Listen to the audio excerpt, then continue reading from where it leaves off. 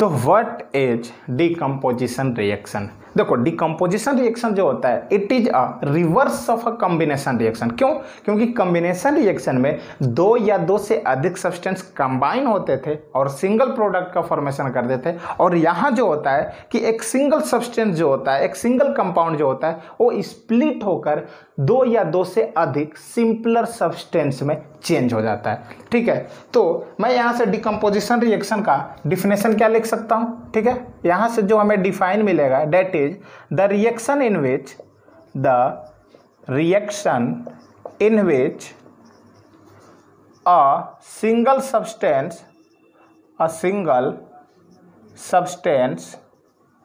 split into two or more than two simpler substances okay, substances. तो such type of chemical reaction are called as a decomposition reaction. Suppose हमारे पास एक compound है date are ABC, okay.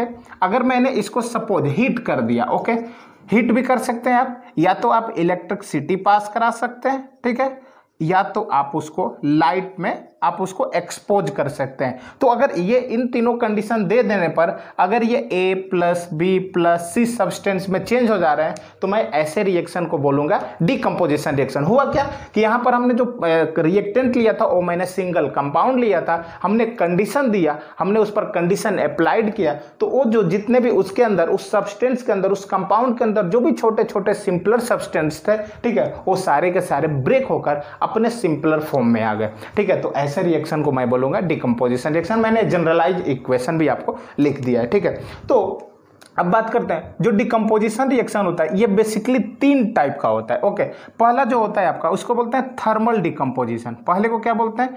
Thermal decomposition. Okay, thermal डिकम्पो, इसको मैं हटा दे रहा हूं, thermal decomposition. Okay, जो दूसरा आ जाता है आपका इसको बोलते हैं electrolytic decomposition, electrolytic decomposition.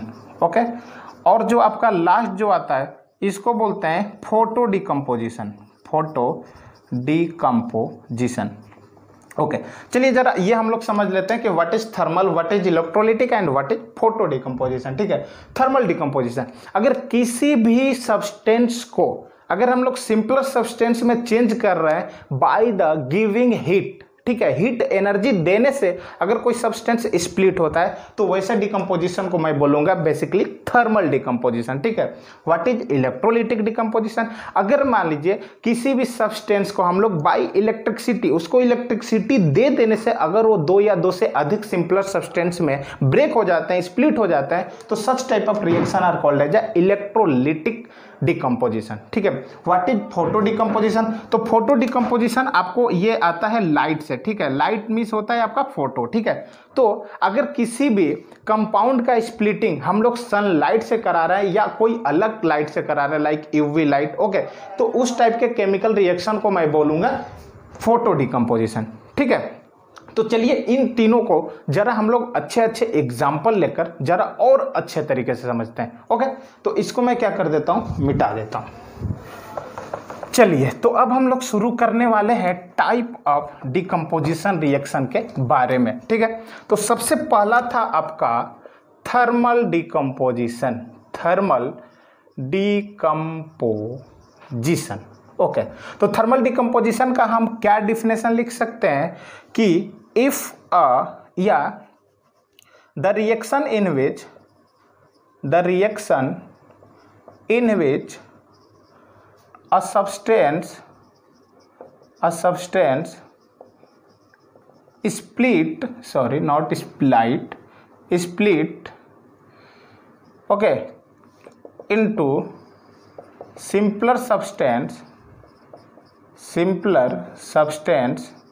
by giving heat, then such type of reaction are called as a thermal decomposition reaction. Okay, चलिए इसका एग्जांपल देखते हैं। कैल्शियम कार्बोनेट जिसको हम लोग बोलते हैं आपका लाइमस्टोन, इसको क्या हम लोग बोलते हैं, लाइम स्टोन। ओके, तो जब हम लोग कैल्शियम कार्बोनेट को हीट करते हैं, हीट को हम बेसिकली डेल्टा से दिखाते हैं, तो ये आपका चेंज हो जाता है कैल्शियम ऑक्साइड में, और यहाँ से एक गैस रिलीज होती है CO2। अपर एरो का मतलब बताता है कि ये एक गैस है जो कि बाहर रिलीज हो रही है, ठीक है, अपर एरो का मतलब।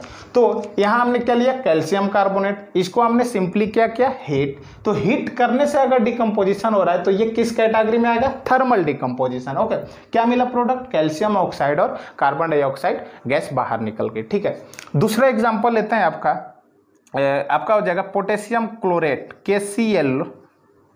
KClO3। ओके, तो पोटेशियम क्लोरेट को भी जब हम लोग हीट करते हैं, ठीक है, इसको बोलते हैं पोटेशियम क्लोरेट, याद रखिएगा। जब हमने हीट किया तो ये हमें मिला पोटेशियम क्लोराइड, और यहाँ से ऑक्सीजन गैस बाहर रिलीज हो गई। तो यार ये जो केमिकल रिएक्शन होते हैं, ये जो रिएक्शन होते हैं जिसमें हमने क्या किया कि एक सिंगल सब्सटेंस लिया, उसको मैंने हीट दिया, वो हीट देने के बाद सिंपलर सब्सटेंस में चेंज हो जाते हैं, तो ऐसे केमिकल रिएक्शन को बोलते हैं थर्मल डिकम्पोजिशन रिएक्शन, ठीक है। तो यार आई होप आपको धीरे धीरे चीजें समझ में आ रही हैं, ठीक है। अब हम लोग बात कर लेते हैं, इसके बाद था आपका इलेक्ट्रोलिटिक डिकम्पोजिशन, ठीक है, जो कि सबसे इंपॉर्टेंट है आज का, इलेक्ट्रोलिटिक डिकम्पोजिशन, ठीक है। तो अब बात करते हैं हम लोग सेकंड, इलेक्ट्रोलिटिक। ये काफ़ी समझने वाली चीज़ें हैं, इलेक्ट्रोलिटिक डिकम्पोजिशन, ठीक है। तो अगर decomposition reaction is done by electricity, तो such type of reaction are called as electrolytic decomposition reaction. Definition बिल्कुल सेम होगा थर्मल डिकम्पोजिशन की जगह, जहां हमने लिखा था बाय गिविंग हीट, तो वहां लिखोगे आप बाय गिविंग इलेक्ट्रिसिटी। ओके, तो सबसे पहला एग्जांपल होता है आपका, जैसे मान लीजिए हमने सोडियम क्लोराइड ले लिया मोल्टेन स्टेट में, ठीक है, मोल्टेन स्टेट में। ओके, मोल्टेन स्टेट में ले लिया, या इसी को हम लोग बोलते हैं लिक्विड स्टेट। ये नहीं, मोल्टेन स्टेट लिक्विड स्टेट उसको नहीं बोला जाता है कि यार आपने एक कंटेनर में पानी लिया, उसमें NaCl डाल दिया और उसको आपने बोल दिया कि वो लिक्विड स्टेट में हो गया, नहीं, इस तरह नहीं। आप सोडियम क्लोराइड को मेल्ट करोगे, उसके मेल्टिंग पॉइंट से अधिक टेम्परेचर देकर, मेल्ट करने के बाद जो सोडियम क्लोराइड वो लिक्विड फॉर्म में होगा, that are molten state. Okay, तो जब हम लोग सोडियम क्लोराइड में हम लोग जब इलेक्ट्रिसिटी पास कराते हैं, ठीक है, क्या पास कराते हैं, इलेक्ट्रिसिटी, तो ये चेंज हो जाता है आपका Na में प्लस क्लोरीन में। तो यार अब इस रिएक्शन को जरा डीपली समझते हैं, ठीक है, ये रिएक्शन हो कैसे रहा होगा। तो यार हमने सिंपली एक कंटेनर लिया, ठीक है, हमने एक सिस्टम बनाया, ये है और ये कंटेनर है, इसमें हमने बहुत सारा NaCl रख दिया। क्या रख दिया, NaCl रख दिया, ये है आपका NaCl। ओके, हम यहाँ से नीचे से हीट सप्लाई कर रहे हैं, क्या सप्लाई कर रहे हैं, हीट। ओके, तो हीट सप्लाई करके पहला काम क्या करेंगे कि इसको हम लोग मोल्टेन स्टेट में चेंज कर देंगे। किस स्टेट में, मोल्टेन स्टेट में। जब ये मोल्टेन स्टेट में चेंज हो जाएगा तो होगा क्या कि जो NaCl था वो ब्रेकआउट हो जाएगा Na प्लस में और Cl माइनस। क्यों, क्योंकि NaCl जो होता है सॉलिड फॉर्म में सिंपली NaCl में एग्जिस्ट करता है, लेकिन जैसे ही ये मोल्टेन स्टेट में जाता है वो अपने कंसिक्यूटिव आयन में चेंज हो जाता है, मतलब Na प्लस आयन और Cl माइनस आयन। ठीक, अब हम यहाँ से क्या करते हैं कि एक बैटरी लेते हैं। ओके, अब यहाँ से हम लोग दो टर्मिनल ले लेते हैं, ठीक, ये पॉजिटिव टर्मिनल हो गया, ये नेगेटिव, और यहाँ से हमने एक रॉड अंदर सॉल्यूशन के अंदर हमने दो रॉड क्या कर दिया, डाल दिए। ठीक, तो जिस रॉड पर पॉजिटिव चार्ज का जनरेशन होता है उसको बोलते हैं हम लोग एनोड, इसको क्या बोलते हैं, एनोड। और जिस रॉड पर निगेटिव चार्ज का डेवलपमेंट होता है उसको बोलते हैं हम लोग कैथोड। ठीक है, अब आपको पता है कि इस एनोड वाले पर टोटल पॉजिटिव चार्ज क्या हुआ है, चारों तरफ जनरेट हुआ है, और कैथोड वाले पर नेगेटिव चार्ज जनरेट हुआ है। और आपको ये भी पता है कि जब NaCl मोल्टेन स्टेट में चला जाता है तो ये Na प्लस और Cl माइनस में चला जाता है। तो अब बताओ कि इस सॉल्यूशन के अंदर बहुत सारे क्या है, Na plus Cl minus, Na plus Cl minus. तो अगर जिस रॉड पर पॉजिटिव चार्ज है वो किस आयन को अट्रैक्ट करेगा, निगेटिव वाले को। तो मतलब अब बताओ कि Cl माइनस, बहुत सारे Cl माइनस यहाँ पर क्या करेंगे, कलेक्ट होने लगेंगे, और इस रॉड पर बहुत सारे Na प्लस कलेक्ट होने लगेंगे कि नहीं होने लगेंगे। तो यहाँ से क्या हुआ कि सारे जो आयन्स हैं Cl माइनस जो होगा वो आपके एनोड पर पूरे कंबाइन होगा। तो एनोड पर जो रिएक्शन होगा, जो ये Cl माइनस है, ठीक है, इसके पास क्या है, एक एक्स्ट्रा इलेक्ट्रॉन है, ये निगेटिव साइन हमें बता रहा है। तो अगर मैं रिएक्शन लिखूं एट एनोड, ठीक है, तो एनोड पर देखिए क्या होगा कि Cl माइनस के पास एक्स्ट्रा इलेक्ट्रॉन है, तो ये इलेक्ट्रॉन किसको ट्रांसफर करेगा, एनोड को ट्रांसफर करेगा। क्यों? क्योंकि एनोड पर पॉजिटिव चार्ज है। पॉजिटिव चार्ज हमें क्या बताता है कि अगर कहीं पर इलेक्ट्रॉन की डिफिशियंसी है, कमी है, तो वहां होता है पॉजिटिव चार्ज। ठीक है, तो ये क्लोरीन क्या करेगा, अपना इलेक्ट्रॉन इस एनोड को ट्रांसफर कर देगा। ठीक है, तो अगर मान लीजिए 2 Cl माइनस आए, तो दोनों ने एनोड को इलेक्ट्रॉन ट्रांसफर कर दिया, 2 इलेक्ट्रॉन एनोड को दिया, खुद ये किस में चेंज हो गए, Cl2 में चेंज हो गए। तो एनोड पर हमको मिलता है Cl2। ठीक है, एनोड पर Cl2।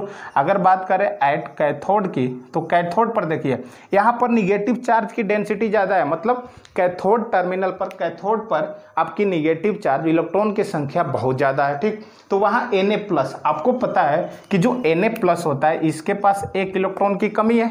ओके, तो Na+ क्या करेगा, कैथोड के पास जाएगा, एक इलेक्ट्रॉन रिसीव करेगा, क्योंकि यहाँ पर इलेक्ट्रॉन चार्ज डेंसिटी ज़्यादा है और ये खुद चेंज हो जाएगा किस में, Na में। तो इसका मतलब कैथोड पर किस एलिमेंट का प्रिपरेशन हुआ, Na का प्रिपरेशन हुआ।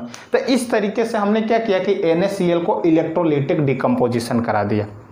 ओके, तो यार आई होप आपको समझ में आया होगा। ठीक है, अगर इसमें फिर कहीं अगर फर्दर आपको डाउट है तो आप हमें कमेंट सेक्शन में बताइए, मैं और कोशिश करूंगा बताने के लिए। ठीक है, क्योंकि यार इस चीज़ को समझने के लिए बेसिक आपको आइडिया होना चाहिए, what is anode, what is cathode, molten state, what is ionic compound. Ionic compound जब स्प्लिट होते हैं मोल्टेन स्टेट में, तो उनके जो आयन्स होते हैं वो कैटायन और एनायन होता है, ये पता होना चाहिए, तभी आप इस चीज़ को समझ सकते हो। ठीक है, तो यार ये जो आपका डिकम्पोजिशन रिएक्शन हुआ, that are electrolytic decomposition reaction. ठीक है, तो लास्ट में बच गया आपका फोटो डिकम्पोजिशन, तो भी हम लोग डिस्कस कर लेते हैं।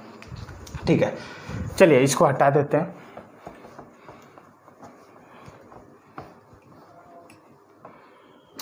चलिए थर्ड है आपका फोटो डिकम्पोजिशन।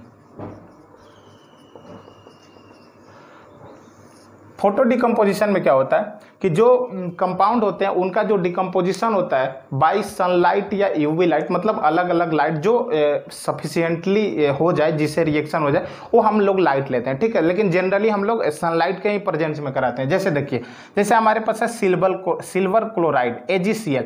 ठीक है, आपको पता है AgCl जो होता है डेटा व्हाइट कलर में आता है। ठीक है, व्हाइट कलर का होता है। जब इसमें हम लोग सनलाइट देते हैं, क्या देते हैं, सनलाइट, तो ये जो AgCl है आपका ब्रेक होकर हो जाता है, आपका कन्वर्ट हो जाता है Ag में प्लस Cl2 में।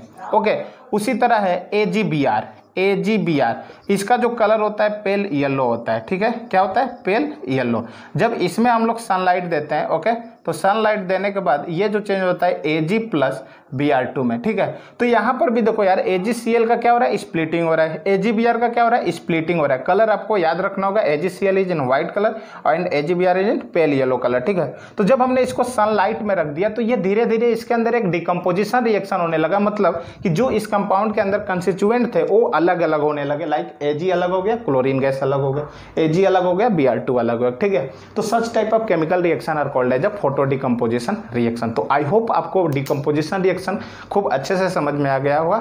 ठीक है, अब हम लोग मिलते हैं next topic and that are displacement reaction.